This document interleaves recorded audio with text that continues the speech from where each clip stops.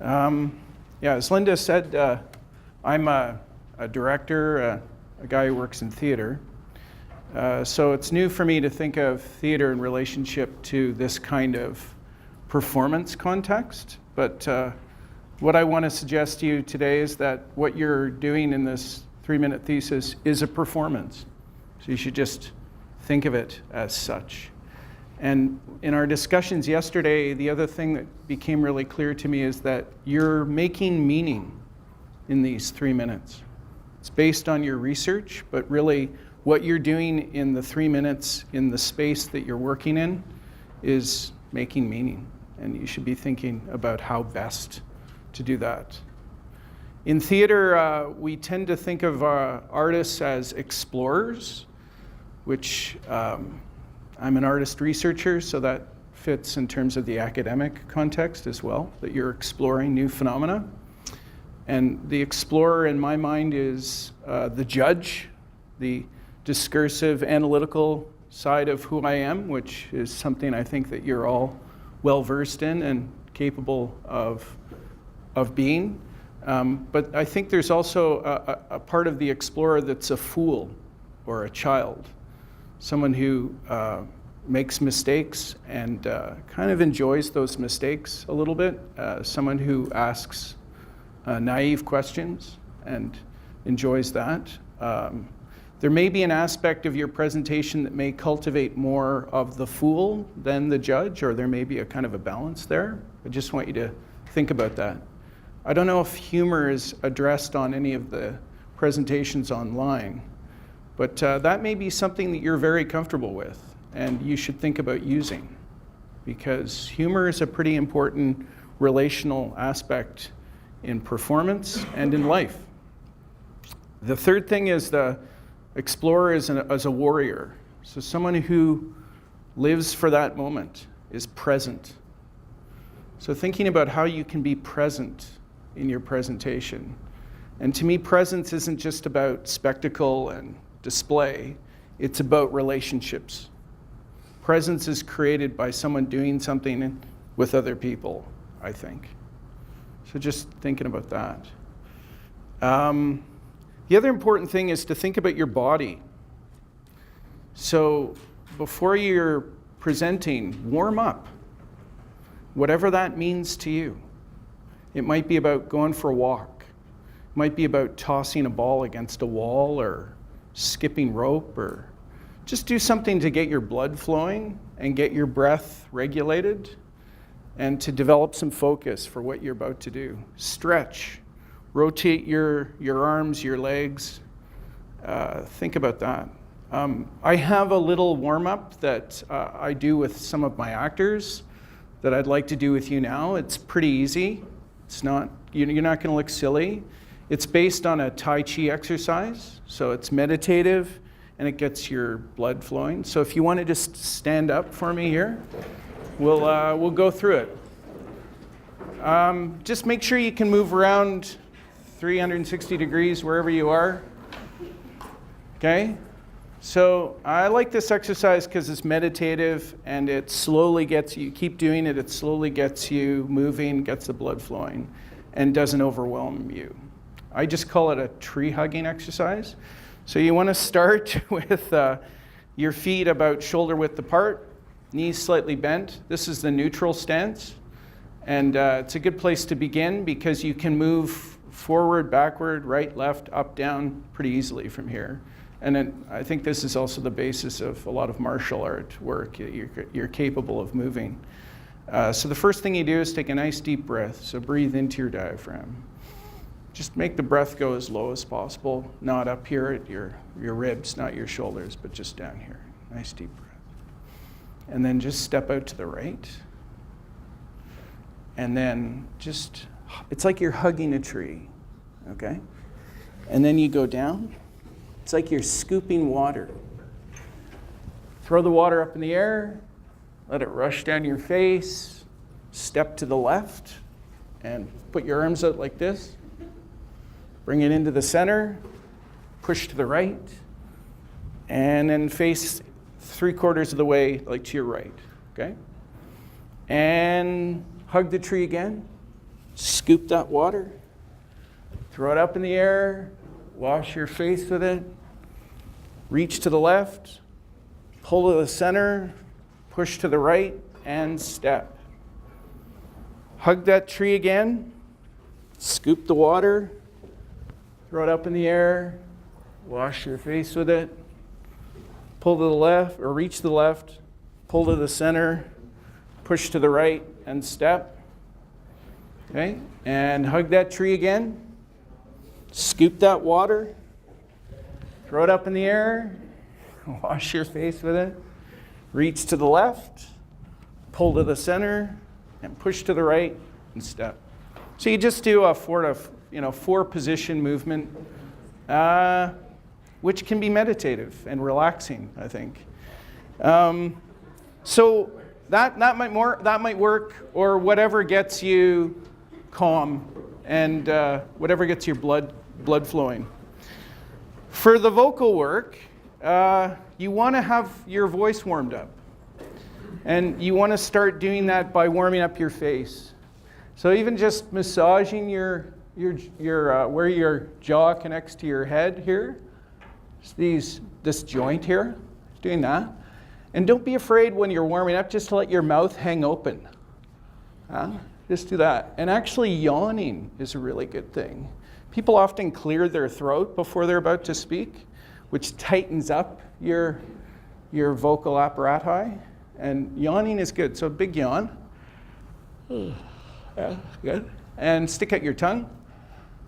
Yeah. And do this, like these things. I'll just warm up your face, right? Get your mouth loose and relaxed, right? Okay. And in vocal preparation, the other thing, I guess, once your face feels sort of warm and ready, you want to connect with your breath and slow your breathing down if you can. So deep breath through your nose, down as low as you can get it into your belly, into your diaphragm. Hold for 3 or 4, whatever feels good. And exhale through the mouth. Just do that about 10 or 12 times before you're about to go on. It takes you 3 minutes. That'll calm you down. It'll slow everything down and you'll feel focused. So breath. Phonation. So maybe a little earlier than 5 minutes before. Just do some M sounds. Can you do that for me right now? Take a nice deep breath. The letter M. You feel that vibration in your nose? Kind of, yeah. You want to loosen up that area? Or an N sound. Do like a siren sound. Start low, go high.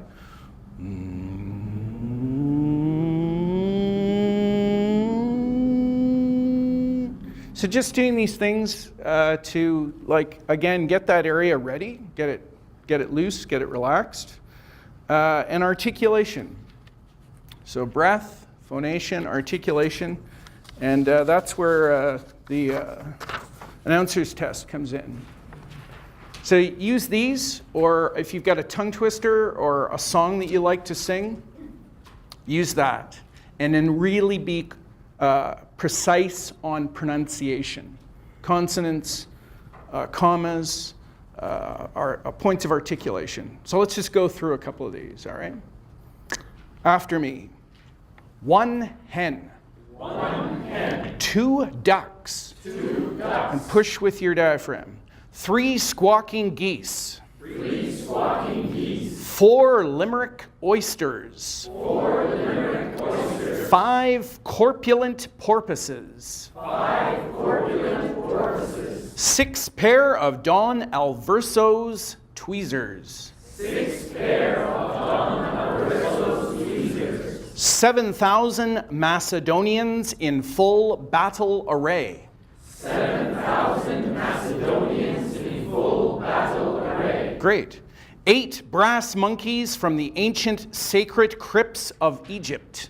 8 brass monkeys from the ancient sacred crypts of Egypt. And paying attention to commas. 9 apathetic, sympathetic, diabetic, old men on roller skates with a marked propensity towards procrastination and sloth.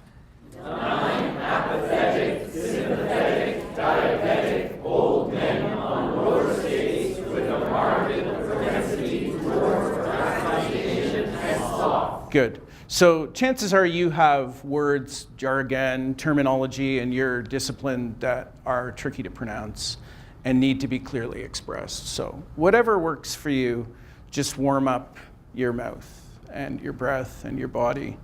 So think about your body as an instrument of performance, and that'll help you deliver what you need to do in this presentation. Another thing to think about that comes from theater is this concept of a neutral mask.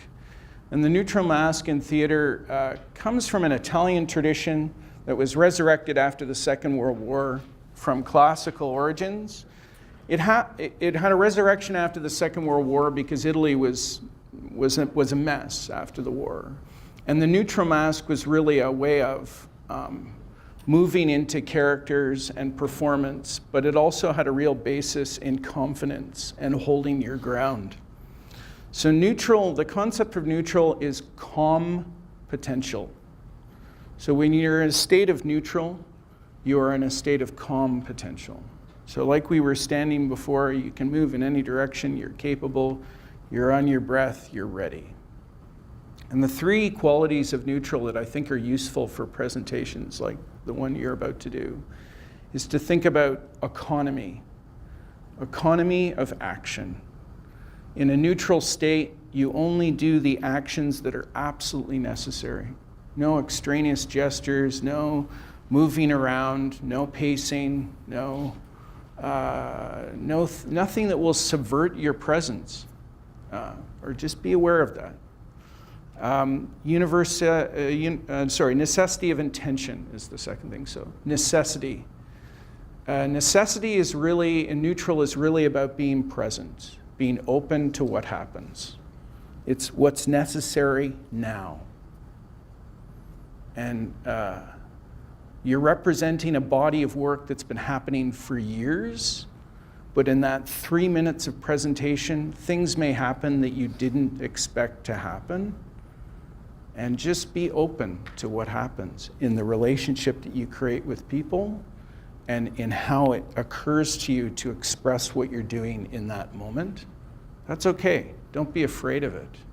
Cultivate it. Enjoy it. You may come up with something that you hadn't even planned. Just be present with whatever comes up. The necessity of that in the moment. The third thing is it's a universality of emotion, which is just about being clear, just being simple. Less is more.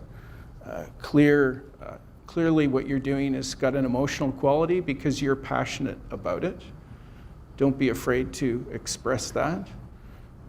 We're all emotional people about things that excite us, about our lives, about the things that we do.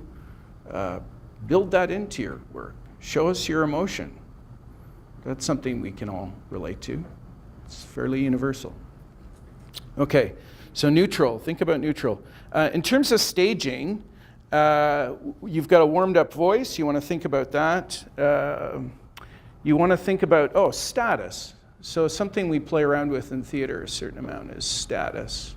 So when you think of high status, presuming you want to be relatively high status in your presentation, you're informed, you're knowledgeable, you're an expert in what you're doing. What sort of things do you do with your body that create high status? Yeah. Sure. So look up. Don't look down at your notes. Don't look at the floor. Look up. What else with your body that you do that might convey high status or confidence? Yeah. Square shoulders and yeah. gaze. Yeah. Okay, so 2 things there, right? Mind your posture. Be relaxed, be who you are, but think about good posture. It opens up your body to people that are looking at you, and that's a good relationship, which is the other thing, the gaze, right? Making eye contact with people. I think Roland Barthes, who talks about 3 functions of the gaze. The first is about information we look to see. The third is about a relationship We look to relate, and that's about understanding, empathy, emotional qualities we talked about. The third thing is a haptic function of the gaze, which sounds intimidating maybe. It's about touch in some manner, but it's also, I think, about conveying something with an impact or an effect. So if you think about how you can look at people and connect to people in a haptic way, it's about touching people. And I think your research will touch people because it's really important. So thinking about those three things. Status is also about, probably using the space effectively, your relationship to your slide. You want to think about how you're conveying, I think simply, the content of your material and its relationship to what we're looking at.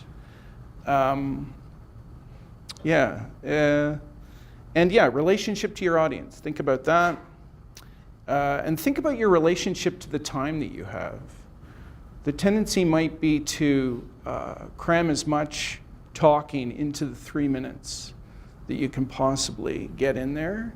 And maybe less is more, that old sort of cliche, might work in the sense that in theater, silence is a really important performative element. So Robert Wilson, who's a fairly famous director in the United States and had a speech impediment growing up, learned as a kid that he could be quite silent on stage and his performers could be quite silent. And there's a tremendous amount conveyed in that silence. Silence is a way of opening things up to your audience to think about what you've just said. It's like an opening to them. So thinking about the relationship that you've got with your listeners, it gives them a chance to digest what you've just said. So, and Robert Wilson is sort of famous for starting presentations that he does. He did one at the Perimeter Institute in May, where he stood for 2 minutes before he was about to speak and just looked at everybody. Just pretty profound, right? And presidents of the United States often slow down their delivery. And that's a high status maneuver. It sort of means that you've got lots of time to listen to what they have to say, right? So, but it creates an interesting presence. Don't underestimate silence. And maybe it's a good thing for people to sit and think about what you just said. I think that's all I have to say. So Sue is now going to give you some really great tips on how to do this work.